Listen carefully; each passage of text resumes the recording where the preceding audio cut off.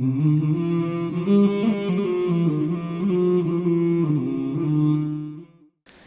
الحمد لله نحمده ونستعينه ونستغفره ونعوذ بالله من شرور أنفسنا ومن سيئات أعمالنا. من يهده الله فلا مضل له ومن يضلل فلا هادي له، وأشهد أن لا إله إلا الله وحده لا شريك له، وأشهد أن محمدا عبده ورسوله. يا أيها الذين آمنوا اتقوا الله حق تقاته ولا تموتن إلا وأنتم مسلمون.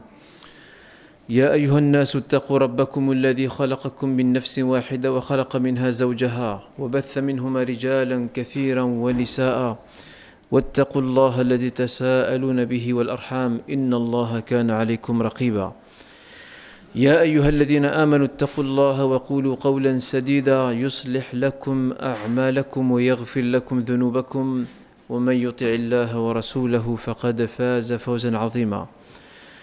أما بعد، فإن أصدق الحديث كتاب الله عز وجل، وخير الهدي هدي محمد صلى الله عليه وآله وسلم، وشر الأمور محدثاتها، وكل محدثة بدعة، وكل بدعة ضلالة، وكل ضلالة في النار.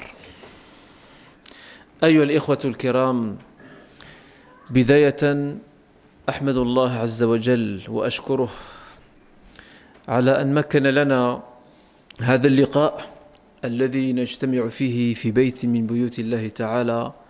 ثم إن شكري موصول للإخوة القائمين على هذا المسجد المبارك، مسجد الرجاء، وأسأل الله جل في علا أن يبارك في هذا البيت المبارك وأن يوفق القائمين عليه. كما لا أنسى ولا يفوتني أن أشكر أيضا فضيلة الشيخ الإمام على أن أتاح لي الفرصة كي أتحدث لهذا الجمع الكريم، وهذا من تواضعه ومن كرم أخلاقه. فنسأل الله جل في علا أن يبارك في علمه وفي جهده، وأن يزيده علما على علم وحكمة فوق حكمة بإذن الله تعالى.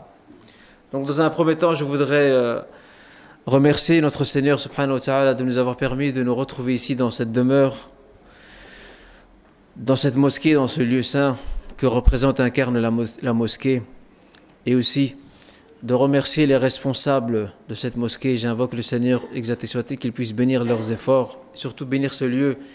Et je n'oublie pas également de remercier donc le cheikh l'imam qui très humblement et très modestement m'a permis de m'adresser à vous.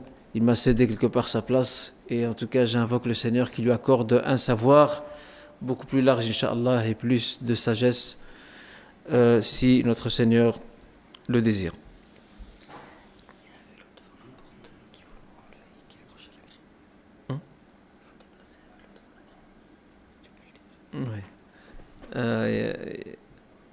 يطلب من الأخ الذي يمتلك الدراجة أن ينقلها من المكان. Donc il y a un frère qui a un vélo apparemment, donc s'il pouvait le déplacer إن تعالى de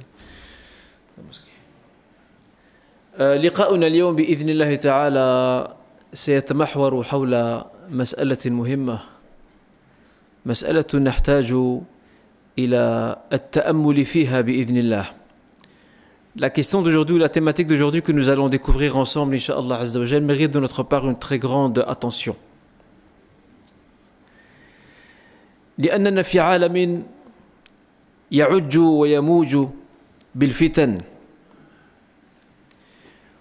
ومجتمعاتنا في هذا الزمان مجتمعات يطغى عليها أو تطغى عليها الأنانية والمادية وجفاف العلاقات كيفما كانت.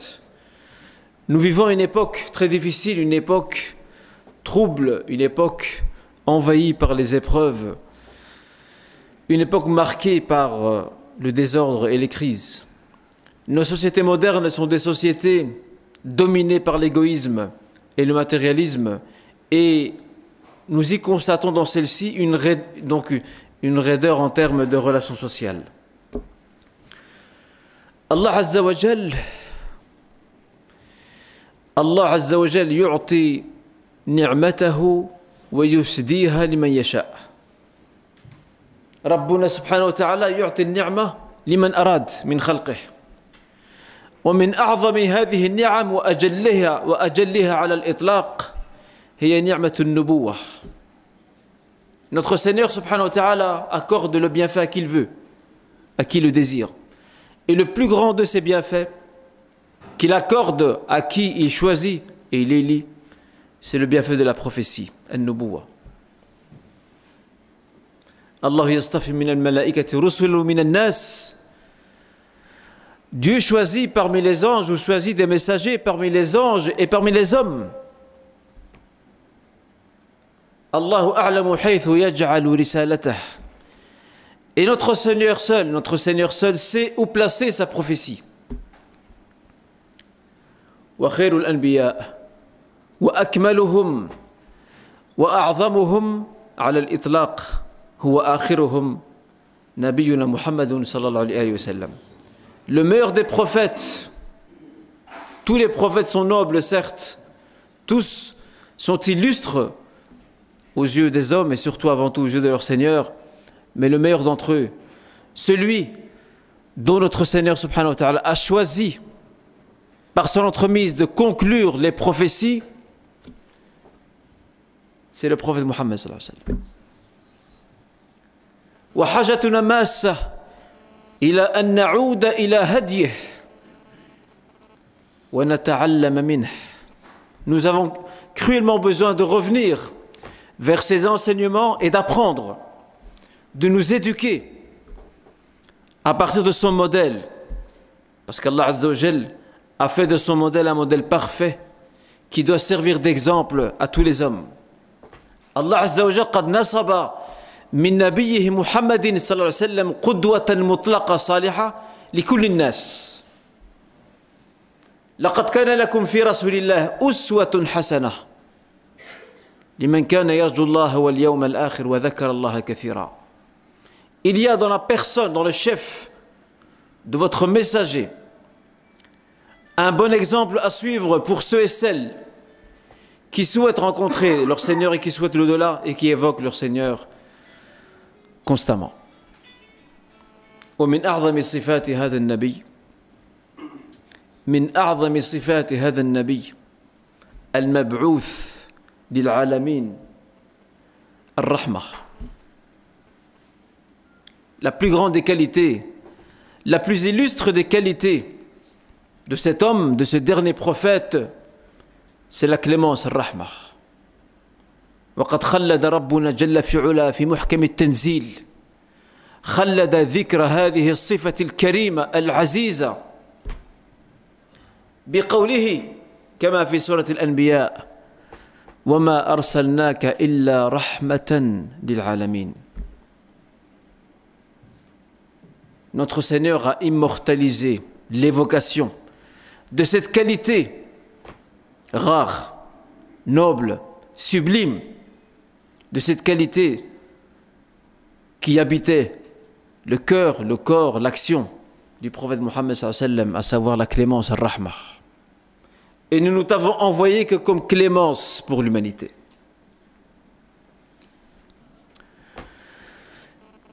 في مطلع الإسلام حينما اندفعت المجموعة الأولى للهجرة نحو الحبشة بأمر نبوي سام، حينما التقت المجموعة الإيمانية الأولى التقت في أرض الحبشة مع ملكها النجاشي الذي أسلم فيما بعد. أول لقاء بين هذه المجموعة وبين ملك هذه الأرض سألهم عن دينهم، سأل هذه المجموعة عن هذا الرسول،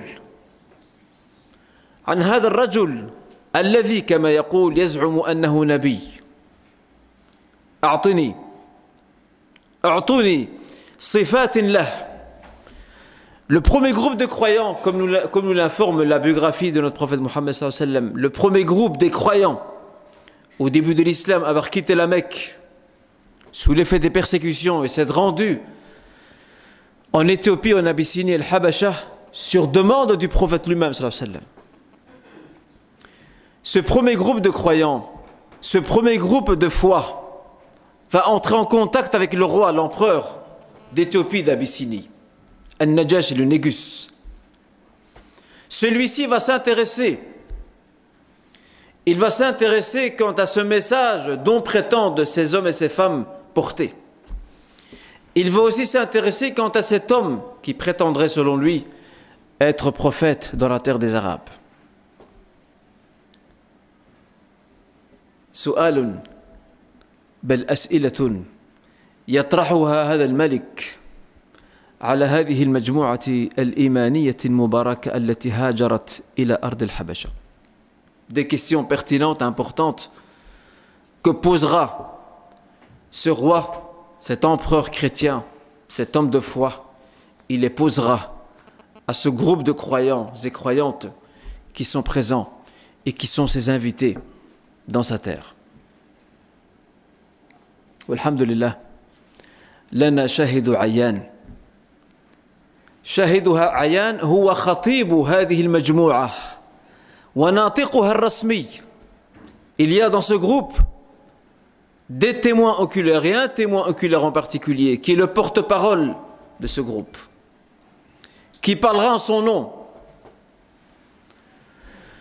هذا الناطق الرسمي الذي سيتحدث بلسان مجموعته التي ينتمي إليها هو جعفر الصحابي الجليل جعفر ibn Abi Talib. Cet homme qui parlera au nom de ce groupe n'est autre que Ja'far ibn Abi Talib, Akhou Ali ibn Abi Talib radiyallahu anhu ardah. C'est le frère de Ali ibn Abi Talib. Alors ici, cet homme, Ja'far, n'ira pas par quatre chemins. Il dira très clairement la situation, où il décrira la situation dans laquelle ils étaient avant la venue de cet homme, de ce prophète. جعفر بن أبي طالب لن يمر من ألف طريق. سيتحدث بمنتهى الصراحة لهذا الملك ولهذه أو لهذه الكنيسة، هؤلاء الرجال الذين يمثلون الكنيسة المسيحية هناك. ماذا يقول جعفر بن أبي طالب؟ هو يصف الحالة التي كانوا فيها والتي أنقذهم الله عز وجل منها ببعثة خير الرسل محمد صلى الله عليه وسلم. يقول: أيها الملك، نحن قوم كنا في الشرك. Ô toi le roi, nous étions dans le paganisme, dans des pratiques païennes, nous vivions dans cela. Na'bud al-awthan, nous adorions des idoles. Wa na'kulu al-mayta, nous consommions la chair des bêtes mortes, les bêtes qui n'ont pas été sacrifiées. Wa nusi'u al-jiwar, et nous entretions de mauvais rapports avec nos voisins. Wa nastahillu al-maharim wa ad-dima', et nous violions ce qui était sacré, à savoir l'honneur, le sang, ce qui est inviolable était atteint ou était violé par ces hommes, par ces gens qui vivaient dans la période de la Jahiliya, la période anti-islamique. فبعث الله إلينا نبيا من أنفسنا نعرف وفاءه وصدقه وأمانته فدعانا إلى أن نعبد الله وحده ونصل الرحم ونحسن الجوار ونصلي ونصوم. Ensuite, notre Seigneur nous a suscité un homme parmi nous. Nous connaissons sa fidélité, sa véridicité, son honnêteté. Il nous a invités à n'adorer qu'un seul Dieu, à entretenir nos liens de famille, à respecter notre voisinage et à prier et à jeûner. الذي يتأمل إخوتي ويتمعن فيما ذكره هذا الصحابي الجليل جعفر بن أبي طالب يجد أن هذه النبوة التي بعثها ربنا جل في علا بواسطة هذا النبي، هذا الرجل أعني محمدا صلى الله عليه وسلم كانت رحمة لعرب كانوا يعيشون في جاهلية ظلماء يتخبطون في الظلمات يعيشون في درك الانحطاط فأنقذهم هذا النبي. Lorsqu'on médite quant à cette description faite par Ja'far quant au vécu des Arabes avant l'islam, lorsqu'on médite quant à la nature de la mission dont était porteur le prophète Muhammad sallallahu alayhi wa sallam, qui fut envoyé auprès d'eux, nous ne pouvons que conclure que sa prophétie était une clémence pour cette péninsule arabique, pour des Arabes qui vivaient dans les ténèbres, qui vivaient dans l'obscurantisme, dans l'ignorance, dans les plus bas degrés de la décadence et de la déchéance. Et notre Seigneur a voulu les sortir, les libérer de cette situation de désolation dans laquelle ils se trouvaient par l'entremise du prophète Muhammad sallallahu alayhi wa sallam. Haqqan, inna bi'athatahu kanat rahmatan lil alamin. Avec certitude, nous restons convaincus que sa mission prophétique était et sera et durera en tout temps et à tout moment une mission marquée par la clémence pour l'humanité et pour les hommes. ما عندنا شك في هذا لكن مشكلتنا أننا لا نقرأ. Notre problème c'est que nous ne lisons pas.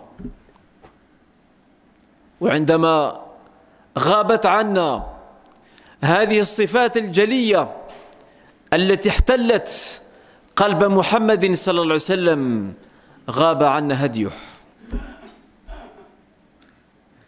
Nous ne lisons pas. Et lorsque nous sommes loin et nous faisons abstraction de ces qualités qui habitaient le cœur, l'âme du prophète Muhammad sallallahu alayhi wa sallam, eh bien, nous avons perdu ces enseignements. Nous ne les avons pas compris.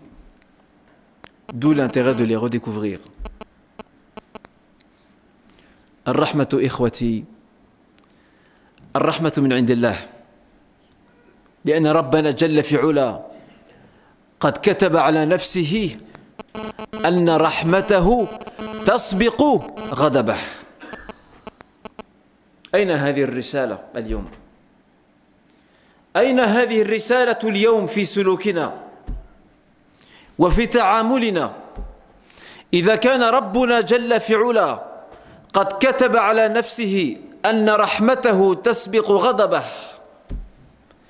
فما بالنا لا نتراحم؟ ما بالنا لا نتراحم؟ Notre Seigneur subhanahu wa ta'ala a inscrit dans son destin que sa clémence, rahma, l'emportera toujours sur sa colère.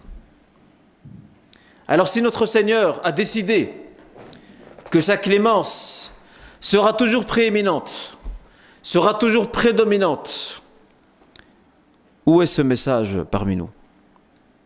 Où en sont les effets dans notre comportement, dans nos relations? Pourquoi ne sommes-nous pas cléments entre nous?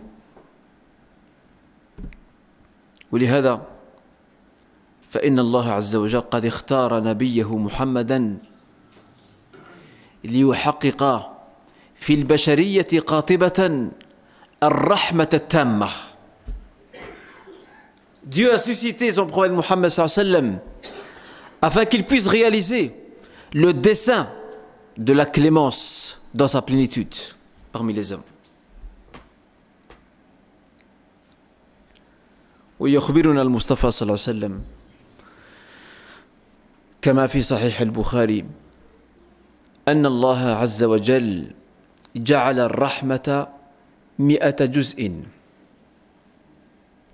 فأمسك عنده 99 جزءا وأنزل في الأرض جزءا واحدا فمن ذلك الجزء يتراحم الخلق فيما بينهم حتى الفرس ترفع حافرها خشية أن تصيب ولدها حتى الفرس. Notre prophète Mohammed sallallahu alayhi wa sallam dans Sahih al-Bukhari nous rappelle que Dieu a divisé la clémence en 100 parties. Il en a gardé auprès de lui 99.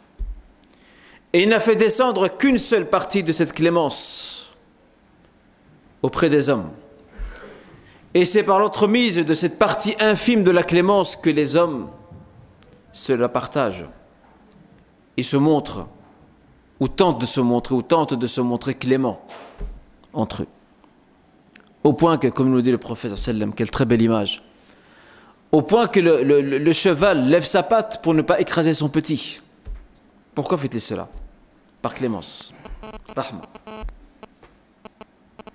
هذه رحمة. فهذه الرحمة إخوتي هي التي نحتاج إليها اليوم. وإن كان الخلق يترحمون بهذه الجزئية الوحيدة التي أنزلها ربنا جل في علا في الأرض على خلقه، فقد حظي نبينا محمد صلى الله عليه وسلم حظي منها بالنصيب الأوفر. Si les hommes se partagent entre eux cette partie infime de la clémence, alors que les 99 parties restantes sont chez lui, chez notre Seigneur, eh bien sachez que la plus grande partie de cette clémence, de cette partie infime de la clémence descendue et transmise aux hommes dans ce bas monde, cette partie infime, eh bien une grande partie d'entre elles, elle était chez le prophète Mohammed sallallahu alayhi wa sallam. Elle était chez lui. Il l'avait. Elle était en lui. ويكفينا أن نطالع سيرته العطرة في فصولها المتعددة حتى نرى هذه الرحمة ونقول حقا ونردد صدقا بأنه كان رحمة للعالمين، لأنه كان رحمة مهداة، رحمة أهداها ربنا للبشرية. Lorsqu'on parcourt la biographie de notre prophète Mohammed sallallahu alayhi wa sallam, eh bien nous trouvons tout simplement qu'à chaque épisode de sa biographie, dans chaque chapitre de celle-ci, nous y retrouvons les effets de sa clémence. Et là nous pouvons dire après que c'est un cadeau divin que sa mission, que cette clémence qu'il habite est un don divin accordé à l'humanité. لكن السؤال مطروح، هل نحن نطالع سيرة نبينا محمد صلى الله عليه وسلم؟ La question est posée. Lisons-nous ou écoutons-nous la biographie de notre prophète Mohammed sallallahu alayhi wa sallam? Essayons-nous de découvrir d'un peu plus près la vie de cet homme exceptionnel, dont la clémence dans son comportement était une splendeur. Ar-rahmatu fi sulukihi kanat raw'atan wa jamalan wa jalala. C'était une merveille, une splendeur, cette clémence. Wa shahida biha al-a'da' qabla al-asdiqa. Les ennemis ou ses ennemis avant ses partisans ont témoigné en sa faveur quant à sa clémence. Non.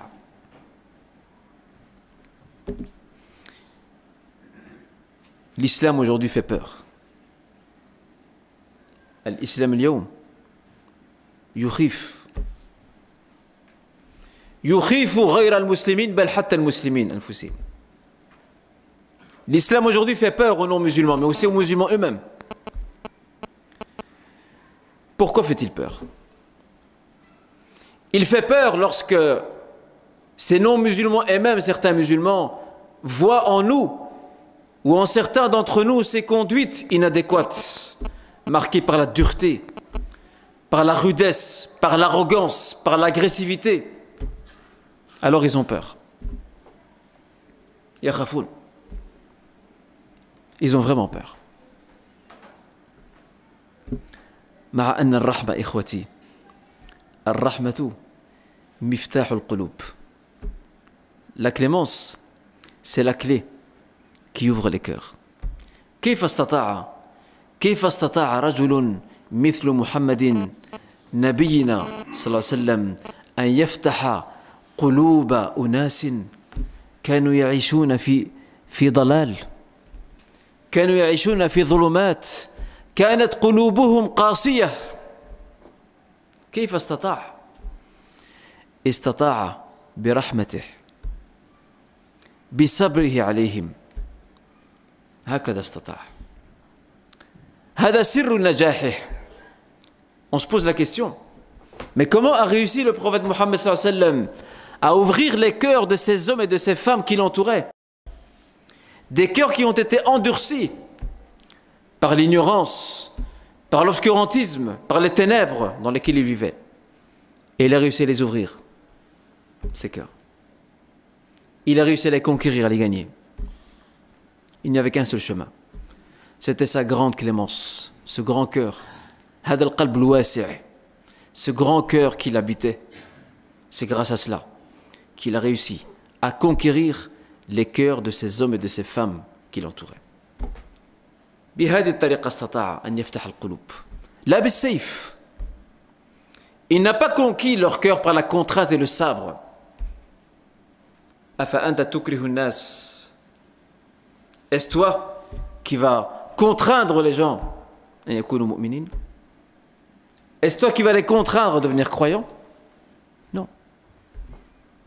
La ikraha fi ddin. Il n'y a pas de contrainte en matière de religion.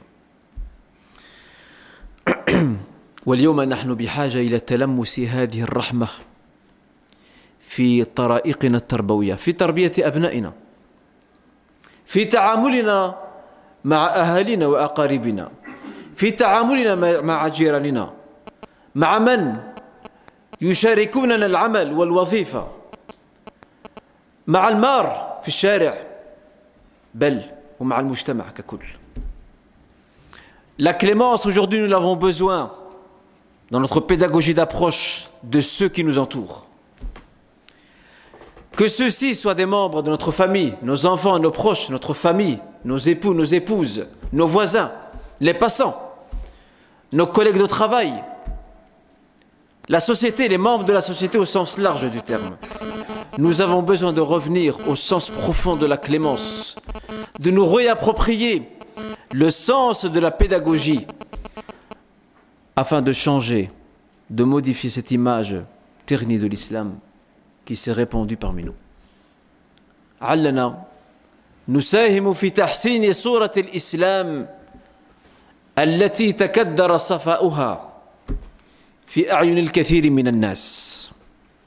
هذا أملنا ورجاؤنا في الله. والحمد لله نحن الآن في مسجد الرجاء. Nous sommes dans la mosquée qui se dénomme la mosquée l'Espérance. فليكن الرجاء قائما في قلوبنا إن شاء الله.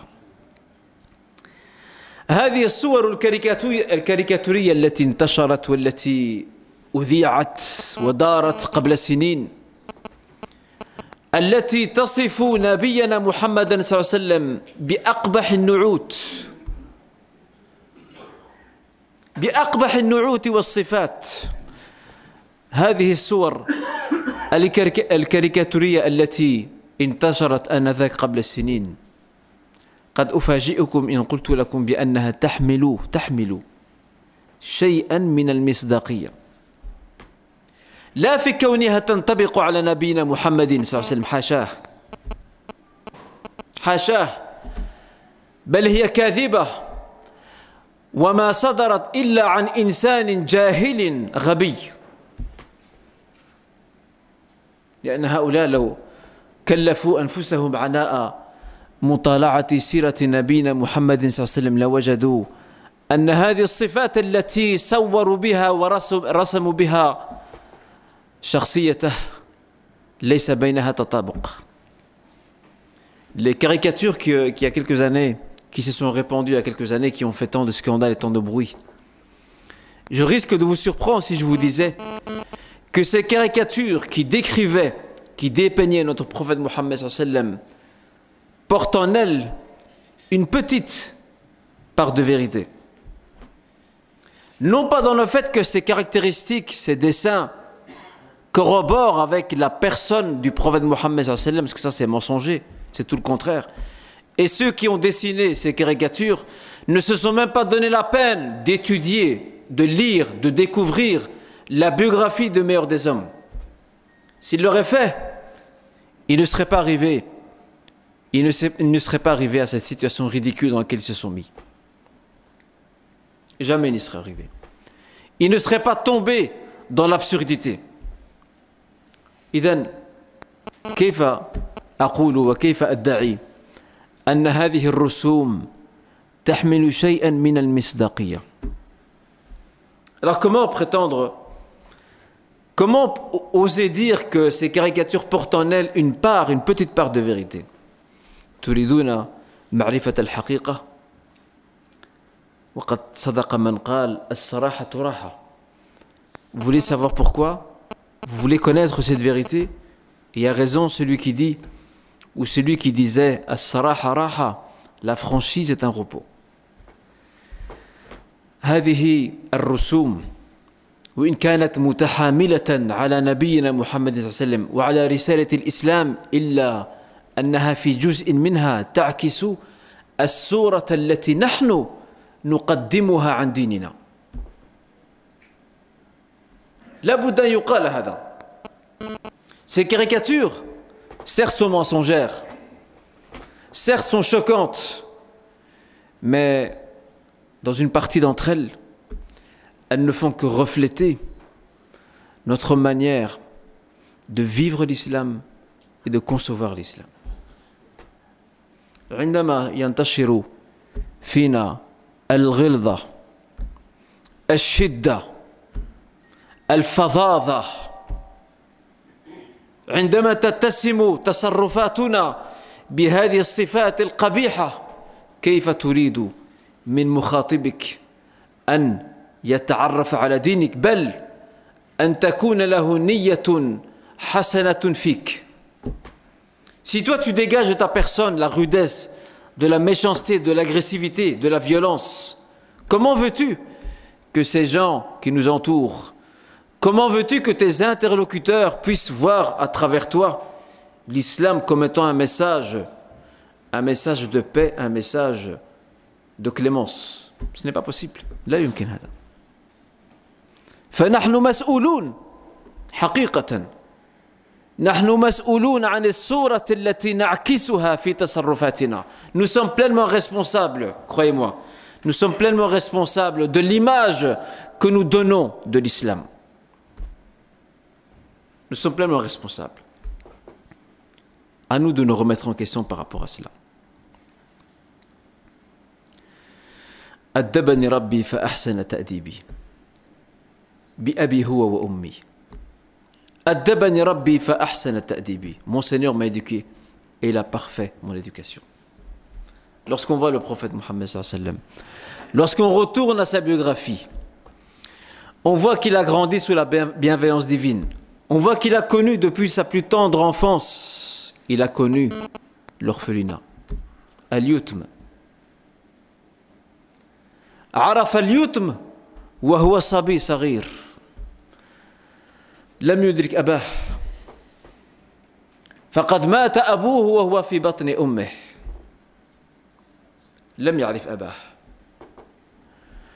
عاش في كفالة مرضعته حليمة التي تعلق قلبها به ثم فرقته حزنا وأسا بعد حادثة شق الصدر. Il n'a pas connu son père parce qu'il est né, ou plutôt son père est mort alors qu'il était encore lui-même dans le ventre de sa mère. Il a été pris en charge par sa nourrice Halima as-Sa'diya. Il a été pris en charge par elle. Elle s'est attachée à lui.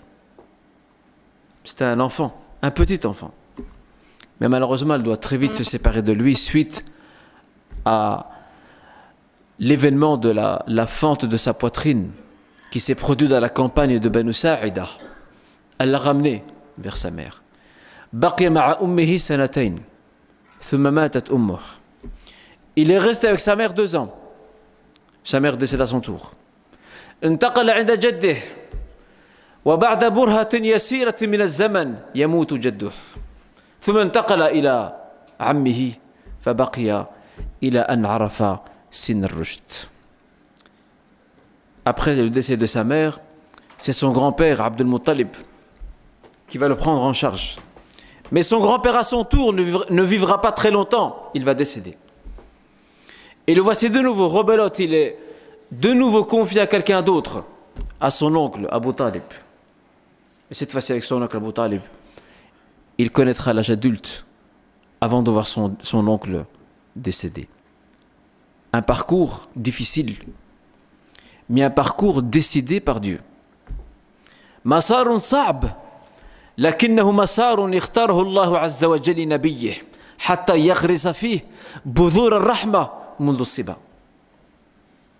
Dieu a voulu que ce parcours soit difficile parce que depuis le début, notre Seigneur veut semer en lui les graines, al-budhur, les graines et les germes de la clémence. وهكذا اجتمع عاملان في تشكيل هذه الرحمة المصطفوية.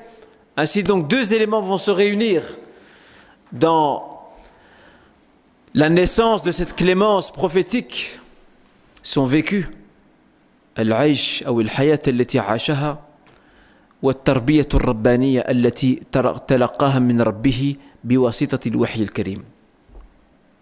Deux éléments se sont réunis pour faire grandir en lui la clémence. Premièrement, son vécu. Il a vécu orphelin. Il a vécu dans une certaine privation, dans la difficulté. Et deuxièmement, l'éducation divine. Parce que Dieu l'a accompagné. Allah Azza wa Jalla, notre Seigneur, ne lui a-t-il pas rappelé dans la sourate Ad-Duha, le petit matin, Alam yajidka yatiman fa'awa? Ne t'a-t-il pas trouvé orphelin, il t'a accueilli? Il t'a accueilli par la bienveillance. Awa birri'aya wal-inaya. Il l'a accueilli par la bienveillance. Et notre Seigneur a fait en sorte qu'il s'éduque par le biais de la révélation sur cette valeur fondamentale qu'est la clémence, al-rahma. Une chose formidable, هناك شيء رائع في هذه التربية التي تلقاها نبينا محمد صلى الله عليه وسلم. تعرفون ما هي؟ هذا الشيء العجيب أن هذه التربية التي تلقاها جمعت بين دفتيها جمعت الواقعية والمثالية. Cette éducation que le prophète a reçue, elle a réuni en son sein deux choses importantes. Le réalisme, al-waqi'iyya, parce que c'est tiré de son vécu, il est orphelin, il sait ce que c'est la privation et la souffrance. Wal-mithaliyya, et l'idéal, le modèle idéal. Et le modèle idéal, c'est via la révélation qu'il a eue.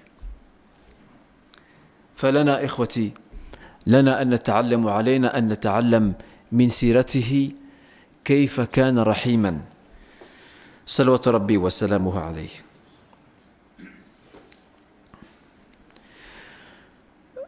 هذه الشريعة التي جاء بها، هذه الشريعة الخالدة، هي شريعة كل ما فيها قد استبغى بصبغة الرحمة.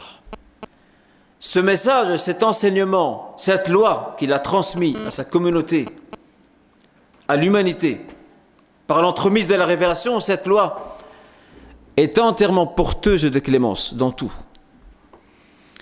Et d'ailleurs, c'est ainsi qu'il était décrit dans les livres qui l'ont précédé.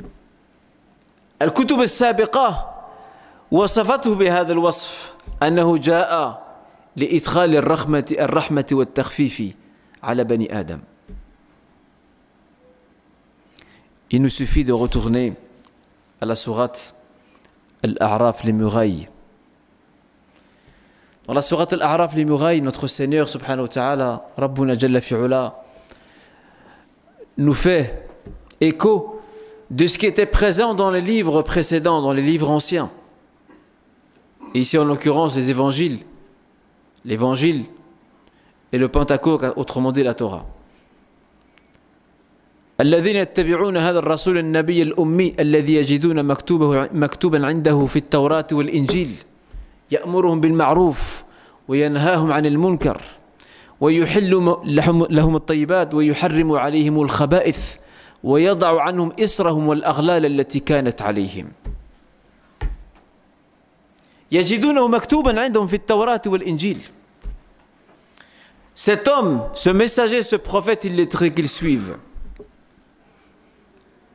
il était cité et évoqué dans التوراة, le Pentateuque, et l'Injil, l'Évangile. ما طبيعة المهمة التي جاء بها والتي جاء ذكرها في الكتب السابقة؟ يأمر بالمعروف وينهى عن المنكر. Il ordonne le bien, interdit le mal. ويحل لهم الطيبات ويحرم عليهم الخبائث. Il leur permet ce qui est pur et il leur interdit ce qui est impur. ويضع عنهم إسرهم والأغلال التي كانت عليهم. Et il les soulage de leur fardeau et il les libère des chaînes qui les liaient. وهذه كلها رحمة. أي والله كلها رحمة. دعوني إخوتي أتعرف عليكم الآن مع جوانب من جوانب رحمة المصطفى صلى الله عليه وسلم. Permettez-moi maintenant de découvrir avec vous quelques-unes des facettes de sa clémence. Et ces facettes de la clémence qui sont très nombreuses, je ne pourrais pas les recenser tellement elles sont nombreuses. Celles-ci, nous les retrouvons dans sa biographie. سنجد هذه الجوانب نجدها في سيرته العطرة. من طالع سيرته وجدها على الحقيقة. والرحمة في نبينا محمد صلى الله عليه وسلم تأخذ مسارين اثنين. La clémence dont était porteur le prophète Mohammed صلى الله عليه وسلم, elle avait deux directions. La première, c'était un enseignement qu'il prodiguait, il encourageait, incitait les siens et ceux et celles qui étaient autour de lui, à être clément. كان يحث من حوله على الرحمة, على التحلي بالرحمة. والمسار الثاني, la deuxième direction par laquelle s'est transmise cette clémence, c'est l'exemple qu'il a donné de lui-même. تمثل هذه الرحمة في سلوكه, وهذا ما سنعرفه الآن إن شاء الله تعالى. قلنا شريعته كلها رحمة من عند الله. La loi, les enseignements qu'il a transmis sont dans leur entièreté, dans leur intégralité, une clémence. Et vous avez ici quelques exemples que je vais vous citer. لكم أمثلة أذكرها وأوردها لكم الآن. Lorsqu'il a voyagé, il a procédé à son voyage nocturne à l'ascension. عندما قام بسفره سفر الإسراء والمعراج وقابل ربه, et qu'il a rencontré son Seigneur. فرض ربنا جل في علا على أمته 50 صلاة. Notre Seigneur, lors de la première rencontre avec son messager, notre Seigneur a prescrit 50 prières. وما زال نبينا محمد المشفق على أمته ما زال يراجع ربه حتى نزلت إلى 5. Notre prophète, soucieux de l'intérêt de sa communauté, n'a cessé de revoir son Seigneur, de revenir vers lui, jusqu'à ce que ces 50 prières soient redescendues ou ramenées à 5 prières. Mais 5 prières qui valent 50. 5 صلوات لكنهن 50 أو لكنهن 50 في الأجر والفضيلة. أما الصلاة اليوم حدث ولا حرج. Parlons de la prière. Sommes-nous véritablement conscients que c'est une clémence divine, que c'est une clémence de sa part d'avoir réussi à ramener cette prière de 50 à 5? Et avec tout cela, nous avons l'audace, le courage. Le courage ici, bien sûr, n'est pas à prendre au sens propre, mais au sens figuré. Nous avons l'audace et le courage de bafouer cette prière, de la bâcler, de la négliger. Alors qu'elle était 50 avant, ramenée à 5, mais elles ont la valeur de 50 prières. هذه الصلاة التي نحن قصرنا وفرطنا في حقها أهملناها هجرناها هي 5 صلوات فقط في أجر 50 صلاة. فلنراجع أنفسنا ونحمد الله تعالى على هذه النعمة الكبرى. Le prophète disait aussi sallallahu alayhi wa sallam, il disait لولا أن أشق على أمتي لأمرتهم بالسواك مع كل صلاة وفي رواية أخرى مع كل وضوء. Le prophète dit aussi, si ce n'était pas par crainte d'accabler ma communauté, je lui aurais ordonné d'avoir recours au siwak, ce bâton d'arak, lors de chaque prière et dans une autre version lors de chaque ablution. Mais par clémence, rahmatan bina, lam yaj'alha faridatan alayna. Par clémence pour nous, il a veillé à ce que ce siwak, ce bâton d'arak que nous utilisons et que nous négligeons aussi, il a veillé à ce que celui-ci ne devienne pas une obligation nous concernant. يروي جابر رضي الله عنه أرضاه، وهذه القصة موجودة في الصحيحين في البخاري ومسلم. يروي قصة رجل له بعير، وجاء هذا الرجل وصادف أو وافق معاذا يصلي فصلى معه، فصلى معاذ بسورة البقرة أو النساء فأطال فتركه هذا الرجل وصلى لوحده. ثم أتى النبي صلى الله عليه وسلم بعدما بلغه أن معاذا نال منه، فلما جاء عند النبي صلى الله عليه وسلم وأخبره بما حصل استدعى نبينا محمد صلى الله عليه وسلم معاذا فقال له: أفتان أنت يا معاذ؟ أفتان أنت؟ فلولا صليت بسبح اسم ربك الأعلى والشمس وضحاها والليل إذا يغشى. لأن هذا الرجل الذي انصرف وانسحب من الصلاة وصلى لوحده أبان عن السبب، قال بأنه يعمل في النهار بإبله ولا يطيق الانتظار طويلا في الليل، بل ولا إطالة الصلاة. انظروا إلى رحمة المصطفى صلى الله عليه وسلم كيف صوب سلوك هذا الصحابي. Il y a un récit dans le Bukhari Muslim d'après Jabir.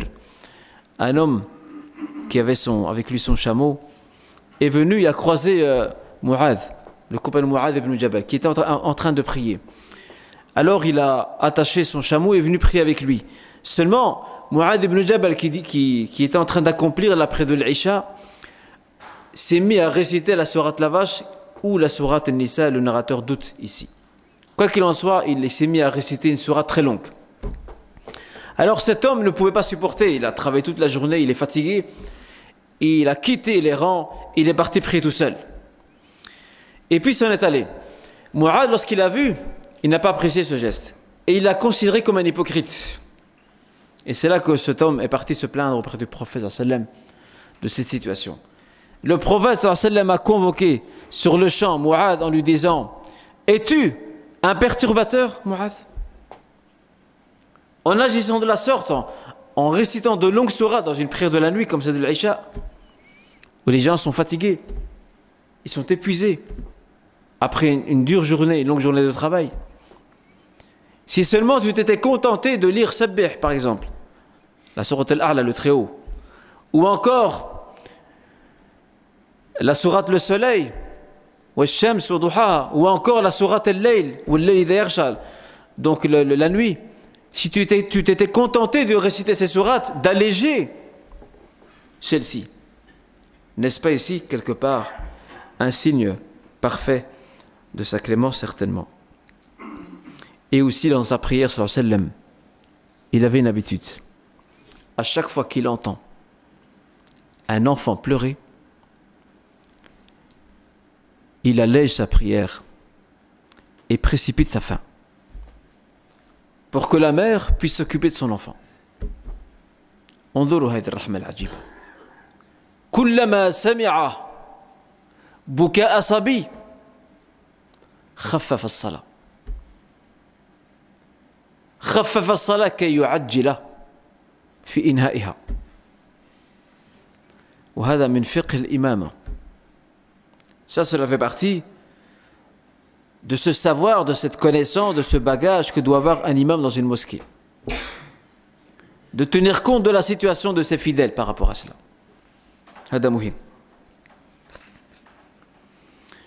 أما حثه على التحلي بخلق الرحمة فالأمثلة كثيرة أذكر بعضها على عجل.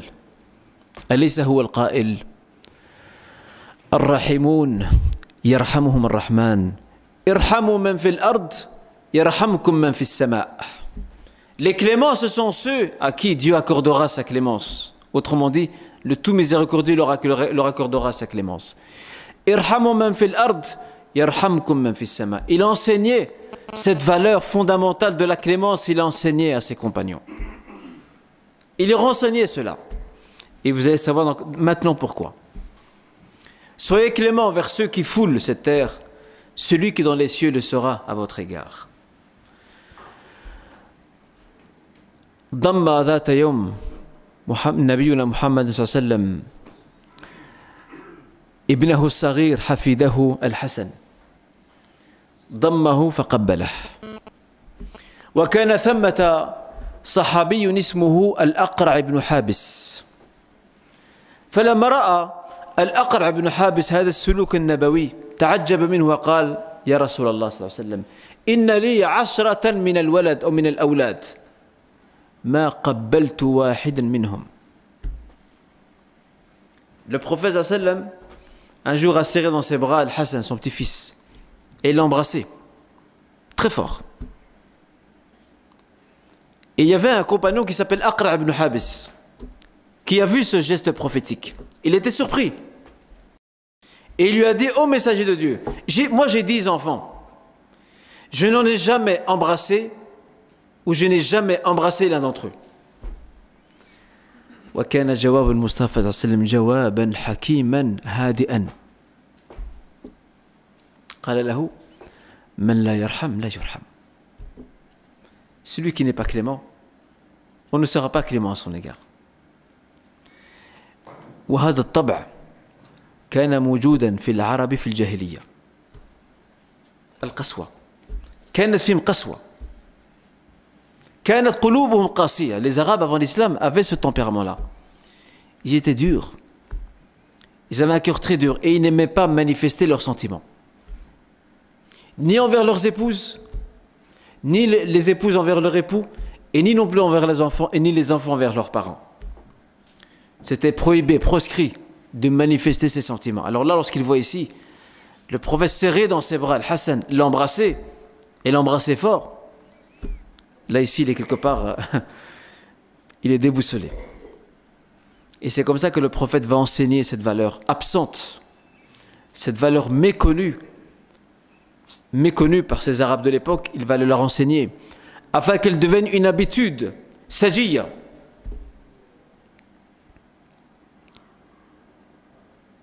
علينا وأذكر مرة أخرى حري بنا إخوتي أن نتدارس فيما بيننا سيرته العطرة. Il est important pour nous, je le répète, et je le répéterai autant de fois qu'il le faut, il est important pour nous et urgent de réétudier, de revisiter sa biographie pour voir le côté humain, al-janib al-insani du prophète. لأن اليوم عندنا ما شاء الله عندنا فقهاء كثر في الشباب كلهم فقهاء يحللون يحرمون يطلقون كلمات السنة والبدعة والحلال والحرام بلا توقف أصبحوا تقنيين في الشريعة وليتهم عرفوا ما هي الشريعة. لخصوا شخصية محمد صلى الله عليه وسلم في كونه آمرا وناهيا محللا ومحرما. On a beaucoup de techniciens de la charia dans le jeune aujourd'hui. Beaucoup de techniciens de la charia. Ils ne connaissent, au bout de leur langue, il n'y a que le halal et le haram. Licite, illicite.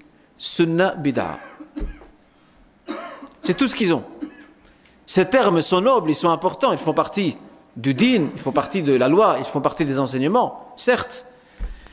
Mais de là à résumer la personnalité du prophète Mohammed sallallahu alayhi wa sallam, résumer cela dans un ordonnateur et aussi la résumer dans la personne d'un législateur ou dans la personnalité d'un législateur qui ne sait qu'interdire et ordonner, et oublier toute la facette humaine de sa personne, c'est réduire cette personnalité et c'est tout simplement éteindre la lanterne. كأنك تطفئ السراج عندما تختزل شخصية نبينا محمد صلى الله عليه وسلم في كونه آمرا وناهيا كأنك تطفئ السراج لأنك تغفل الجانب الإنساني. Le prophète صلى الله عليه وسلم, s'il n'avait pas cette clémence en lui, s'il n'était pas clément, si Dieu ne lui avait pas accordé ce don d'être clément, personne n'aurait résisté dans son entourage. Personne. إذا لم يكن نبينا صلى الله عليه وسلم رحيما ما أحد لا أحد من أصحابه صبر ولا أحد بقي معه. واستمعوا إلى قول ربنا جل في علاه وهو يذكره بهذه النعمة بهذا الامتنان فبما رحمة من الله لنت لهم ولو كنت فظا غليظ القلب لانفضوا من حولك فاعف عنهم واستغفر لهم وشاورهم في الأمر فإذا عزمت فتوكل على الله إن الله يحب المتوكلين. Si ce n'était pas par une clémence de Dieu qui t'a permis d'être doux à leur égard, ولو كنت فظا غليظ القلب, si tu es quelqu'un de dur ou de rude, au cœur dur, لانفضوا من حولك, ils auraient fui ton entourage. فاعف عنهم, pardonne-leur. واستغفر لهم, demande pardon pour Dieu. وشاورهم في الأمر, concerte-les dans tes affaires. فإذا عزمت فتوكل على الله إن الله يحب المتوكلين. Et lorsque tu prends une décision, place ta confiance en Dieu parce que Dieu aime ceux et celles qui remettent leurs affaires, qui placent leur confiance entre les mains de Dieu. وهكذا عندما نرى هذه الوظائف وهذه المهام التي كانت له مسؤوليات جسيمة ومع ذلك علاقته بمن حوله رجالا ونساء كبارا وصغارا أقوياء وضعفاء كانت علاقة تفوح فيها رائحة الرحمة. Dans ses relations avec son entourage, lui c'est un homme d'État, il est responsable, il a de hautes responsabilités, il a une grande charge qui pèse sur ses épaules, il dirige une umma, une nation entière. Et avec tout cela, il a tissé une relation basée sur la clémence avec tous ceux et celles qui l'entourent, hommes et femmes, grands et petits, forts et faibles, riches et pauvres, tous ont pu jouir de sa clémence et de la grandeur de son âme. À nous ici de pouvoir tirer des leçons par rapport à ça. Abdullah ibn Amr ibn al-As, هذا الصحابي الجليل كانت له معرفة بكتب السابقين. كان له اطلاع في كتب أهل الكتاب.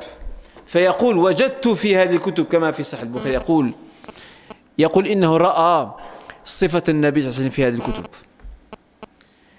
Abdullah ibn Amr al-As, ce compagnon, avait une grande connaissance des livres appartenant aux gens du livre, les chrétiens et les juifs. Et il dit à travers ses lectures qu'il a découvert les caractéristiques qui correspondent tout à fait à la description de cet homme annoncé par ses livres en tant que futur prophète.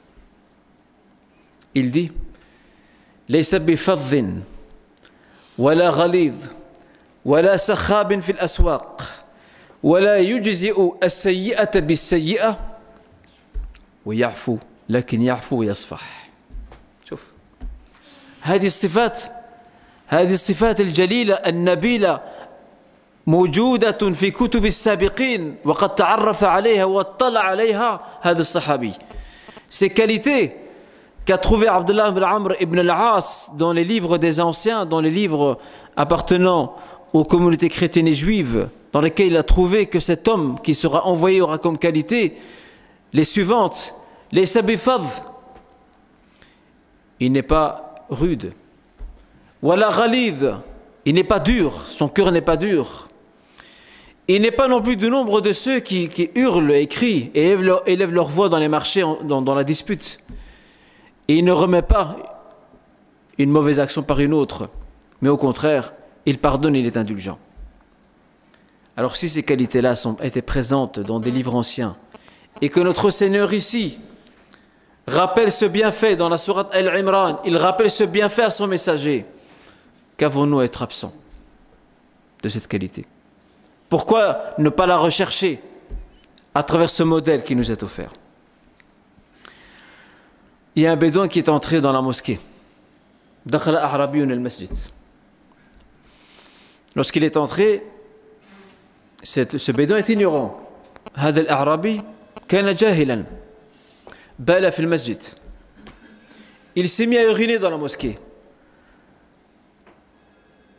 فانكب عليه الصحابة. Les compagnons directement se sont rués vers lui. فقال لهم دعوه دعوه حتى يكمل. عجب. Le prophète dit à ses compagnons, laissez-le tranquille. Laissez ce bédouin qui est en train d'uriner, parce qu'à l'époque il n'est pas tapis dans les mosquées, c'était de la terre, les gens priaient sur la terre.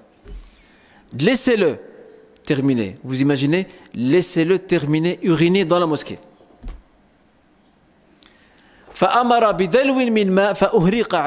Il a ordonné de ramener une sorte de cruche d'eau et de verser sur l'urine qu'a laissé derrière lui cet homme. Et après, le prophète sallam enseigne à cet homme بأن هذا المسجد لا يصلح فيه شيء من هذا. Il lui a rappelé la sacralité de cette mosquée et que cette mosquée n'est pas faite pour ce genre de choses, autrement dit uriner. أتعرفون ماذا فعل هذا الأعرابي؟ رفع يديه إلى السماء. Il a levé ses mains vers le ciel.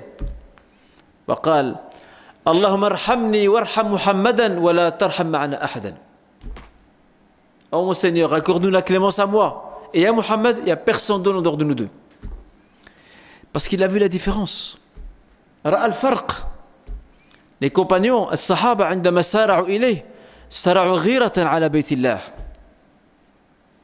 لكن النبي صلى الله عليه وسلم كان له مقصد آخر أن يتألف قلب هذا الرجل أن يعلمه أن يؤدبه بطريقة حكيمة.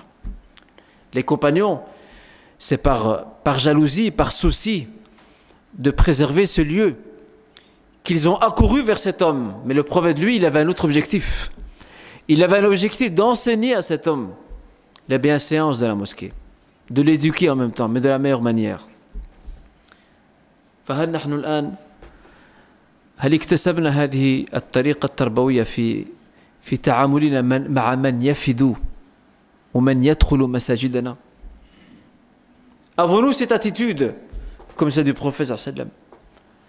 أذكر مرة, je me souviens d'un jour في أحد المساجد دخل شاب لأول مرة في حياته يلج عتبة باب المسجد. Il y a des années de cela, il y a un jeune musulman qui pour la première fois de sa vie franchit le seuil de la mosquée. ولما دخل استوقف أحد الشباب. En entrant, il a interpellé un jeune en lui disant: peux-tu s'il te plaît m'apprendre à prier? Il dit: moi j'ai 35 ans et je ne sais pas prier. Et c'est là qu'un homme est passé à côté en lui disant: c'est maintenant que tu viens. C'est maintenant que tu viens. Et malheureusement, cette parole l'a fortement blessé. Ce frère qui l'a reçu dit: depuis ce jour, je ne l'ai plus jamais revu. Il dit: je ne l'ai plus jamais revu. Par nos comportements, nos conduites, quelquefois, nous faisons pas seulement fuir les non-musulmans, même nos propres frères et sœurs de foi, nous les faisons fuir. Croyez-moi. Par nos comportements, par nos conduites inadéquates, par notre dureté. On est très fort en jugement. Mais ouvre ta porte à ton voisin à celui que tu rencontres, ouvre-lui ton cœur, iftah lahu qalbak qabla an tahkuma alayh.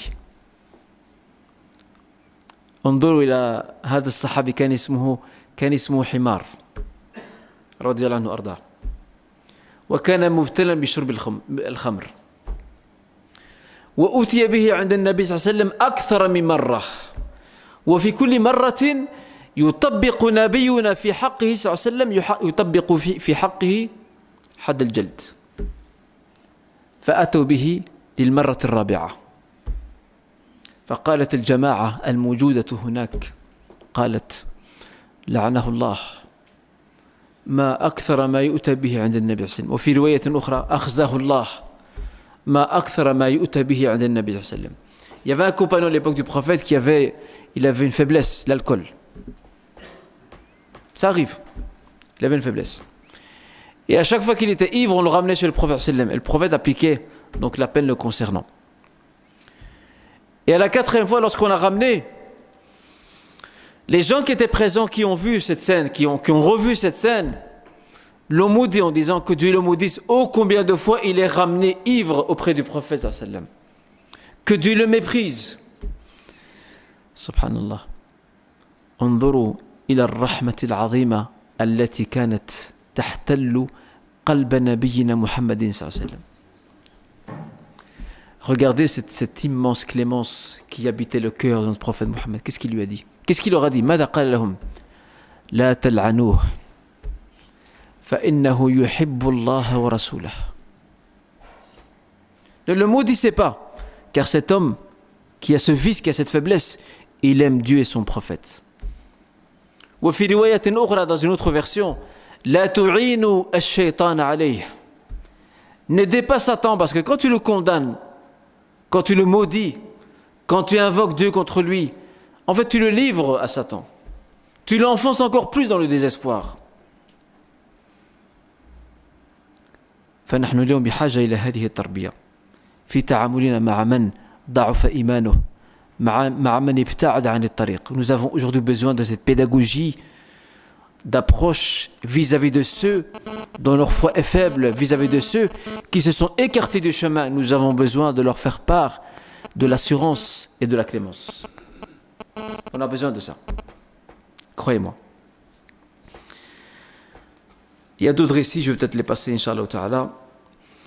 Comment était-il avec les enfants? On a vu là tout à l'heure quelques instants, lorsqu'il embrassait, il serrait dans ses bras Al-Hassan. Et le compagnon Oussama ibn Zayd disait que le prophète sallallahu alayhi wa sallam le posait sur un genou et il prenait l'un de ses deux fils, Al-Hassan et Al-Hussein, et il le posait sur l'autre genou et il les serrait tous les deux dans ses bras. Aujourd'hui, اليوم هل نجد من الآباء من يعمل هذا؟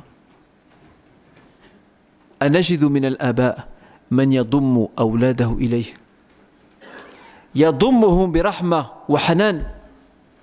Trouvons-nous cela? Aujourd'hui, il y a des parents qui se plaignent. Ils se plaignent que leurs enfants ne leur accordent aucune considération, aucune estime. Mais lorsqu'on retourne à la genèse de l'histoire de cette famille, on voit que le père, en fait, il ne reçoit en retour que l'ascenseur que lui-même a envoyé à ses enfants. Lui-même n'a jamais accordé de temps à ses enfants. Lui-même n'a jamais dit à ses enfants « je vous aime ». Lui-même n'a jamais embrassé, ou peut-être très peu, ses enfants.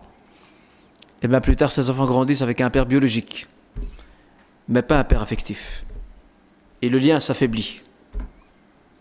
Et ses parents, lorsqu'ils grandissent, lorsqu'ils atteignent l'âge de la vieillesse, qu'ils ont besoin de leurs enfants, ils ne sont pas là. Ils ne sont pas présents. En revanche, lorsque depuis la plus tendre enfance de cet enfant, lorsqu'il veille à les combler d'amour, de clémence, cet enfant n'oubliera jamais ses parents, quel que soit le différend qui l'oppose. Ça, c'est certain. Le frère d'Anas ibn Malik. Anas ibn Malik avait un petit frère. كان لأنس بن مالك أخ صغير. كان يكنى بأبي عمير. وكان له طائر صغير يلعب به. فذات يوم مات هذا الطائر فحزن حزن أبو عمير فلما رآه النبي صلى الله عليه وسلم قال له يا أبا عمير ما فعل النغير كان يداعبه يضحك معه يا أبا عمير ماذا فعل النغير le petit frère d'Anas ibn Malik se dénommait Abu Umair. Il avait un petit oiseau.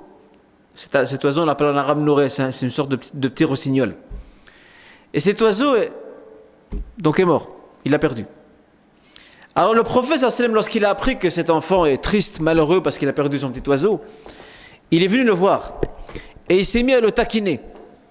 Et en plus, ça rime. Oh Abu Umair, qu'as-tu fait d'une oreille, du petit oiseau? Et c'est comme ça qu'il était avec les enfants. Il a prié et il avait dans ses bras sa petite fille, Oumama, fille de Zeynep. Il l'avait dans ses bras en priant. Et lorsqu'il vient donc descendre au ruku', bien au sujoud, lors de l'inclinaison, la prosternation, il dépose le bébé et puis après il le reprend et il se relève dans ses bras. Est-ce que nous on fait ça encore aujourd'hui? Je ne crois pas. Je ne pense pas. Aujourd'hui, on avec le maxi-cosy, on l'attache bien. Il a intérêt à ne plus bouger. La tute, et c'est bon, laisse-moi tranquille. Ou alors l'incendie qui se déclare. Comme ici, l'exemple, très bel exemple de cette femme, Umm Qais bint Mihsan, qui a ramené son bébé au prophète. Le prophète l'a mis sur ses genoux. Et ce bébé, qui n'était pas encore en âge de manger, a uriné sur les vêtements du prophète. Qu'a fait le prophète? Regardez quel rahma. Il a dit apportez-moi de l'eau. On lui a apporté de l'eau, il l'a aspergé sur son vêtement, il l'a frotté, et on dit qu'il n'a pas lavé son vêtement. Aujourd'hui, lorsque le père a son fils entre ses mains et que son fils urine sur son pantalon, c'est un scandale. On fait appel aux pompiers. Et c'est qui les pompiers ici? C'est l'épouse. Tiens, garde ton enfant parce qu'il a uriné sur moi. Regardez quelle clémence, regardez quel rahma. Et croyez-moi, c'est ce qui nous manque aujourd'hui. C'est ce qui nous manque vraiment. Pendant qu'il donnait son discours, Khutbah al-Jumu'ah, qui voit-il au pied de son minbar? Il voit le Hassan. Hassan qui met ses mains sur le minbar, qui veut monter. Alors que fait le prophète sallallahu alayhi wa sallam? A-t-il fait un signe de la main en disant retire le gosse donc des escaliers du minbar? Il est descendu, il l'a pris dans ses bras, il est monté, il a compté son discours. C'est ça la clémence. Nous ne sommes même pas cléments entre nous, avec nos enfants, nos proches, et on veut être clément avec les autres. Dans notre petit foyer, il n'y a pas de clémence. Et après, on s'attend à ce que l'on soit clément envers les non-musulmans, envers nos voisins. Dans notre demeure, on ne l'est pas. Ici, il y a matière, croyez-moi, matière à réfléchir. Sa relation avec les non-musulmans.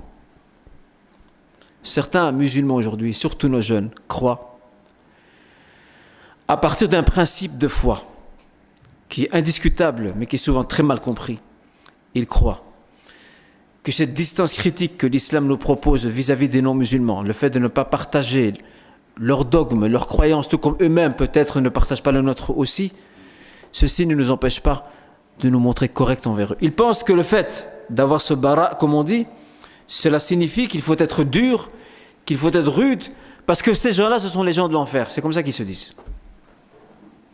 Donc on est dur avec eux, oui, on est dur, sauf quand on a un intérêt. Qu'on a besoin d'allocation, ou bien qu'on a besoin de certaines aides, là on est plus dur. Là on est très gentil, on est courtois, on fait sa dépense, c'est à géométrie variable. Il y a un verset qui est très très mal compris. Ce verset, وَمَا أَرْسَلْنَاكَ إِلَّا رَحْمَةً لِلْعَالَمِينَ, qui est la thématique de notre rencontre, il est très mal compris parce que certains pensent que ce verset ne concerne que les musulmans. Ici, Dieu n'a pas dit وَمَا أَرْسَلْنَاكَ إِلَّا رَحْمَةً لِلْمُؤْمِنِينَ. Il n'a pas dit ça.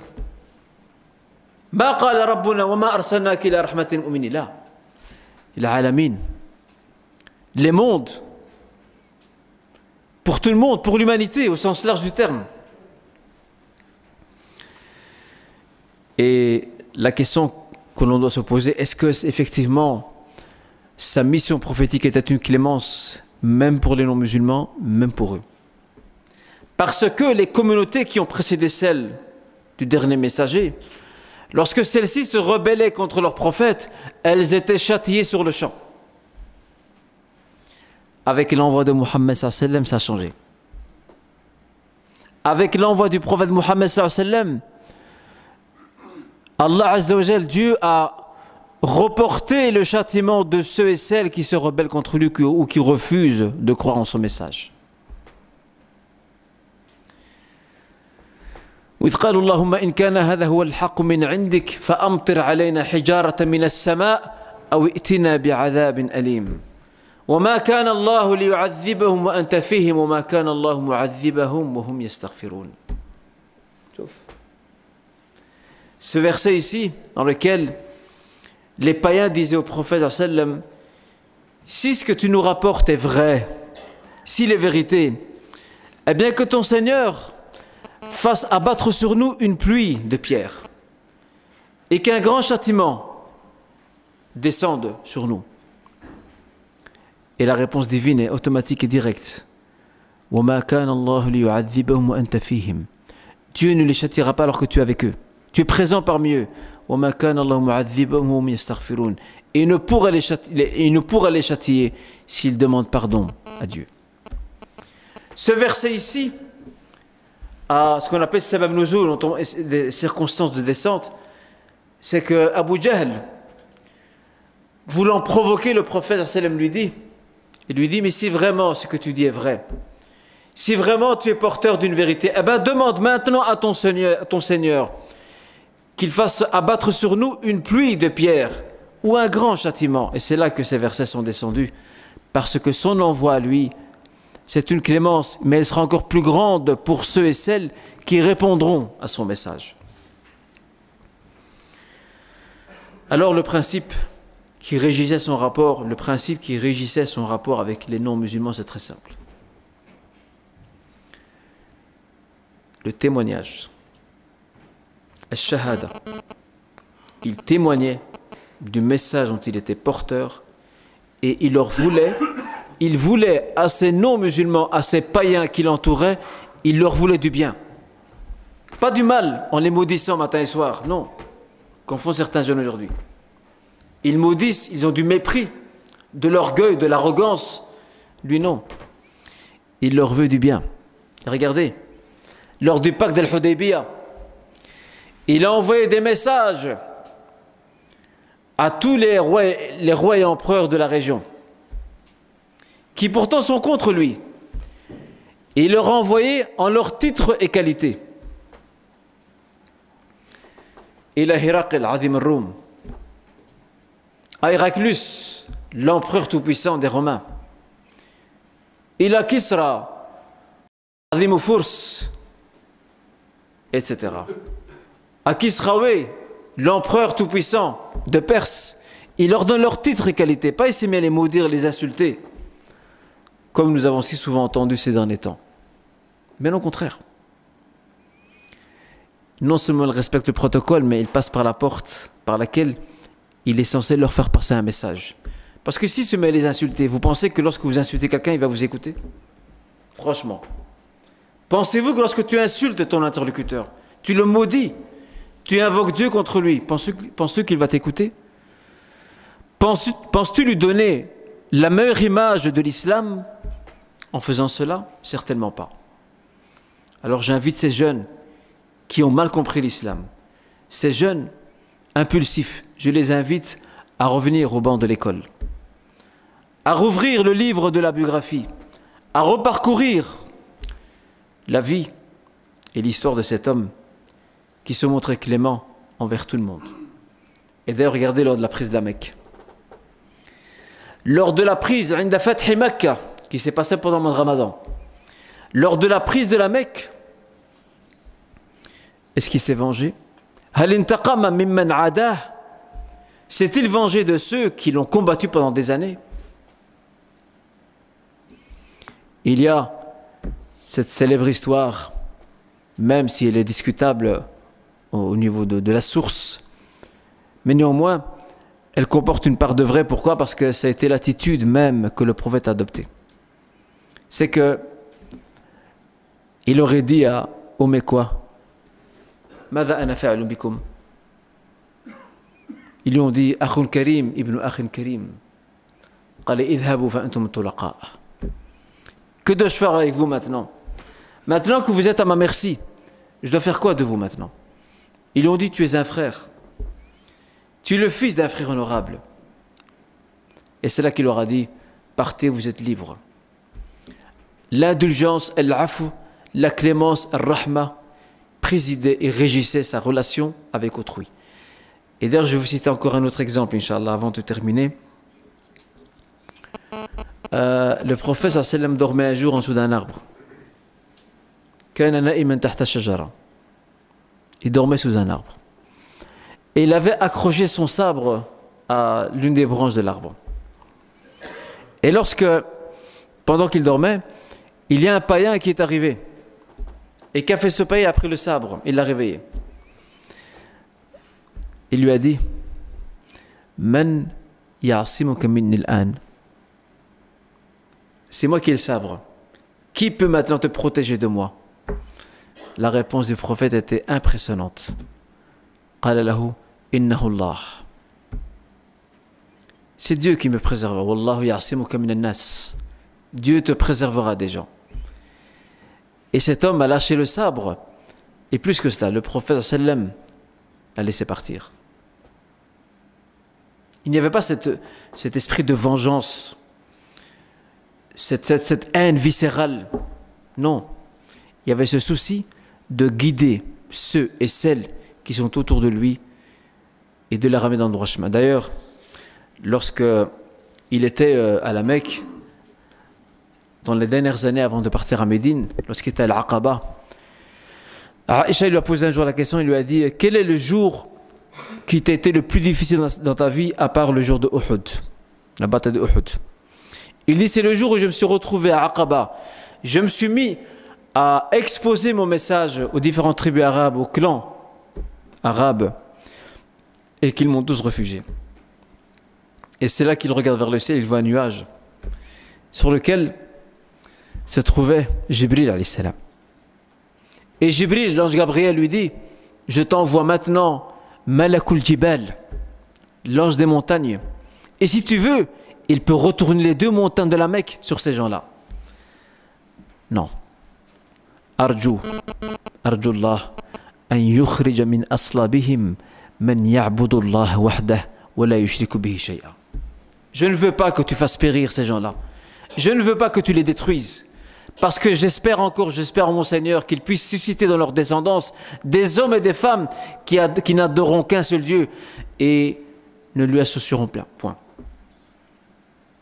Regardez Ar-Rahma. Et lorsqu'il est parti à Taïf, et qu'il fut accueilli par un jet de pierre, Hal la'anahum, hal sabbahum, les a-t-il insultés, les a-t-il maudits? Non. Il a dit tout simplement, Allahumma aghfir li qawmi fa innahum la ya'lamun. Oh mon Seigneur, pardonne à mon peuple. Ils sont ignorants, ils ne savent pas. Hadi ar-Rahma. Et je termine, Inch'Allah, bidinillah, par deux choses très importantes. Un dernier exemple sur la clémence du prophète envers les animaux. Hatta al-hayawanat. Même les animaux ont pu jouir de sa clémence. Dans un voyage, les compagnons, en compagnie du prophète sallam, les compagnons ont trouvé un oiseau et celui-ci était accompagné de ses deux poussins. Alors qu'ont fait ses compagnons? Ils ont pris les deux poussins. Et cet oiseau, donc, dans la détresse, s'est mis à battre ses ailes. Le prophète qui était parti pour certaines de ses affaires revient et il voit cet oiseau battre de ses ailes, il a compris. Il a dit, qui a effrayé cet animal? Remettez-lui ses enfants maintenant. Et dans le sacrifice, est-ce qu'il ne nous a pas enseigné? Ne nous a-t-il pas enseigné? Inna Allah kataba al-ihsan ala kulli shay. Dieu a prescrit la bienfaisance pour toute chose. فإذا قتلتم فأحسنوا القتل وإذا ذبحتم فأحسنوا الذبحة وليحد أحدكم شفرته وليرح ذبيحته. Dieu a prescrit la bienfaisance pour toute chose. Si l'un d'entre vous vient à tuer, donc égorger, qu'il le fasse correctement. S'il sacrifie, qu'il le fasse correctement. Et qu'il taille bien son couteau et qu'il mette à l'aise sa bête. Nous n'avons même pas besoin des associations de protection des animaux si nous étions à la hauteur de nos responsabilités. Il suffit de voir lors de la fête du sacrifice, dans les abattoirs, le comportement inadéquat qu'adoptent beaucoup de musulmans malheureusement, qui font souffrir les animaux. Parce que nous n'avons pas compris cette éthique que nous a enseigné celui qui était une clémence pour l'humanité. Il est important d'apprendre cela. Et je terminerai, Inch'Allah, par le point suivant. Comment retrouver cette clémence prophétique? Comment la retrouver? Comment l'enseigner? Comment la répandre? À mon point de vue, il faut emprunter deux chemins, deux directions. Le premier de ces chemins, c'est faire découvrir ou redécouvrir aux musulmans la biographie de leurs prophètes. Dans nos mosquées, nos associations, nos écoles, partout, dans nos demeures, il faut réétudier, redécouvrir la biographie de notre prophète Mohammed sallallahu alayhi wa sallam. Très important. Et nous éduquer, pas seulement la découvrir pour le plaisir, nous éduquer à partir des enseignements que nous livre sa biographie, en espérant, Inch'Allah, regagner cette clémence qui doit être présente en nous. Et la deuxième direction, c'est faire découvrir aux non-musulmans, par notre comportement ou par nos comportements, et surtout, faire aussi découvrir, en plus du comportement, faire découvrir la vraie personnalité du prophète sallam, qui est l'incarnation de l'islam. Sa vraie personnalité à ces non-musulmans qui sont autour de nous, et détrompons-nous, beaucoup d'entre eux ne sont pas nécessairement hostiles. Beaucoup d'entre eux ont un voile. Il y a un voile entre eux et l'islam, entre eux et les musulmans, entre eux et la communauté musulmane. Parce qu'ils n'ont devant eux que de mauvais exemples. Et du coup, ils s'abreuvent de préjugés, de stéréotypes.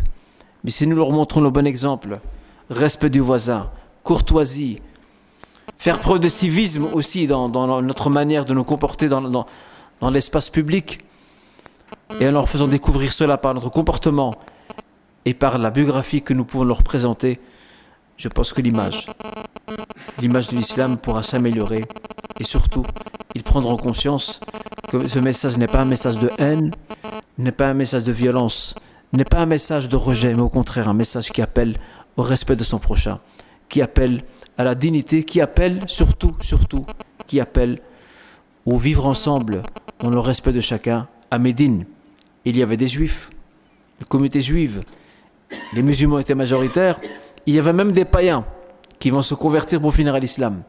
Et pourtant, nous n'avons jamais entendu que le prophète sallam, contrairement à ce qui s'est passé ici en Occident, en Europe, nous n'avons jamais entendu que le prophète sallam a procédé à des pogroms, à des persécutions des juifs ou des communautés minoritaires. Bien au contraire, elles participent à la vie de la cité dans leur spécificité, et cette tradition a été observée par les 4 califes et pendant des siècles jusqu'à ce que la Oumma soit frappée par le déclin et la décadence, et que Dieu nous ramène la grandeur de l'islam et surtout qui nous aide à retrouver la clémence. Wa barakallahu fikum. Assalamu alaikum wa rahmatullah.